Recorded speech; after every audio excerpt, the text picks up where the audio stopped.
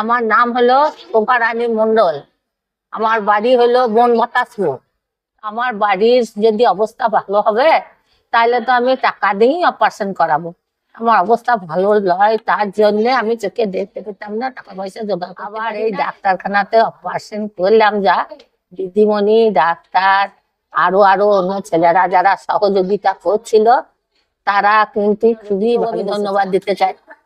তপবনের যারা পুলিশ আছে তাদেরকেও আমি ধন্যবাদ জানাই। আমি চলে আসতাম তো আমি এখানে আগে আগের বছর আমরা এখানে অপারেশন করেছিলাম, তো ভালো হয়ে গেছে।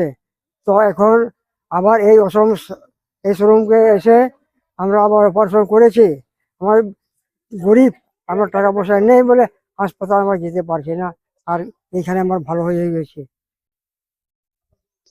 এখানে কোনো টাকা পয়সা লাগেনি? এখানে টাকা পয়সা লাগেনি, ফ্রি।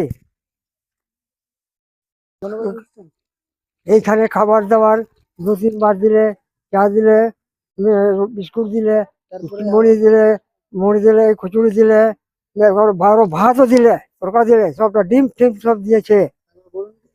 আমি আমার গ্রামের লোকজনকে, আমার ভলেন্টিয়ার দাদাদেরকে, পুলিশদেরকে অনেক অনেক ধন্যবাদ। আমাদের পুলিশগুলো দাদাকে ওরা